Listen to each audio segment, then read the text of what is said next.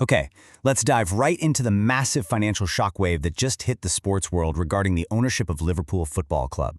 If you follow European football, or honestly, even just global business trends, you know this is a monumental moment. We're looking at a deal that brings some of the absolute wealthiest tech figures on the planet directly into the boardroom of one of the world's most historic sporting institutions. Just let that number sink in for a second. £5.5 billion. That staggering figure is the new valuation of Liverpool FC following the blockbuster sale of a minority stake to a highly publicized investment consortium. It firmly cements Liverpool not just as a football team, but as an absolute titan of global sports equity.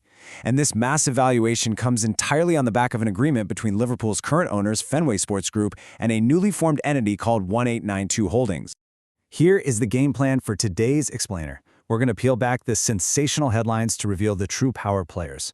We'll cover the £1.65 billion deal, who really bought in, that critical 12-month takeover clause, how the fans are reacting, and finally, tech capital meeting football. Starting with Section 1, the £1.65 billion deal, breaking down this massive valuation. To really understand the scale here, you have to look at FSG's incredible return on investment. Let's rewind to 2010. Fenway Sports Group purchased Liverpool out of a highly precarious financial situation for roughly £300 million. Fast forward to 2023, they sold a very small minority stake to Dynasty Equity for about $150 million, mostly to help clear some debt and fund the Anfield renovations. But look at 2026. They've just sold a 38% stake to 1892 Holdings for a whopping £1.65 billion.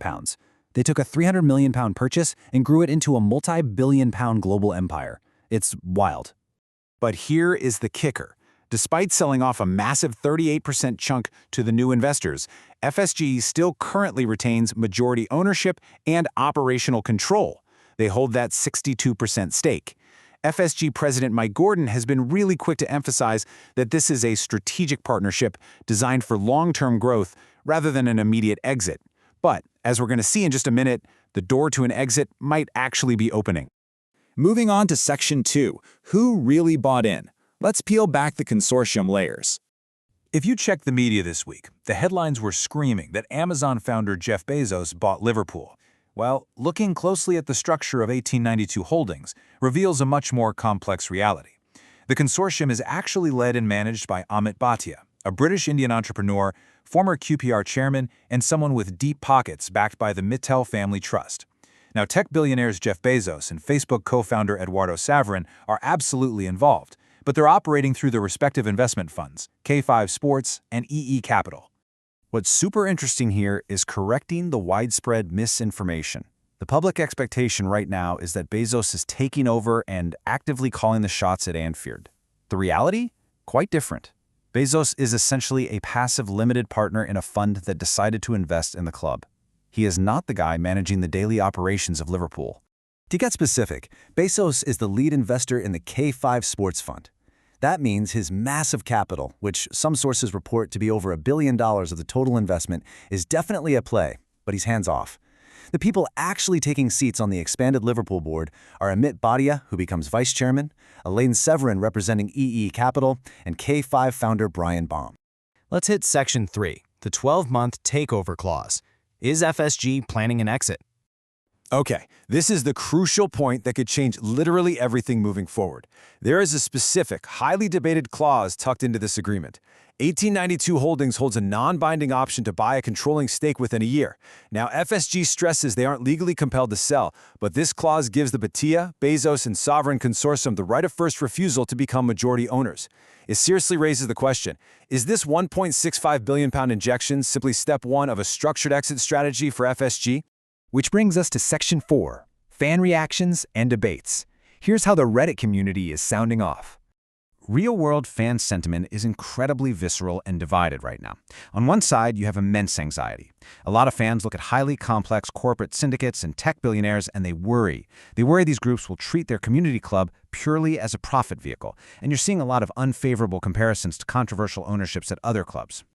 But then, others view this purely through a pragmatic lens. To them, the massive valuation and that 12-month clause are guaranteed signals that FSG is actively packing its bags. For these fans, it's just business. It's the natural life cycle of American sports investments realizing their profits and cashing out. And of course, there's a very vocal camp expressing cautious anticipation. Look, Liverpool had a frustratingly quiet summer transfer window. So naturally, some fans are dreaming of the endless financial potential a full takeover could bring.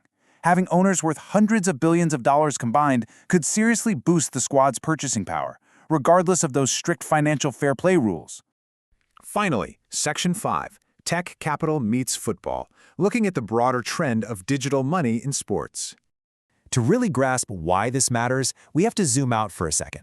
Why are these massive tech figures suddenly so obsessed with the Premier League? It's a huge macro trend. Just look at the sponsorships across the league right now. You've got Qualcomm Snapdragon on the front of Manchester United shirts, ClickHouse partnering with Fulham, IFSAI reaching agreements with Chelsea, and tech giant Google, specifically Google Gemini, is now Liverpool's official consumer AI partner. Sports properties are basically becoming critical global traffic hubs for tech entities. The whole business model of a modern football club is shifting right before our eyes. Tech giants aren't investing billions just to sell a few more matchday tickets and hot dogs. No way. They're using global sports IPs to connect directly with billions of consumers worldwide. It's about mining user data and deploying their digital infrastructure. They are bridging the gap between highly engaged sports communities and global digital consumption. So, what does this all mean for the fans and the future of the sport? With tech capital fundamentally altering the game and a 12-month takeover option sitting right there on the table, we're left with one massive question. Will FSG still be at the helm in 365 days, or will the tech billionaires have officially claimed the keys to Anfield?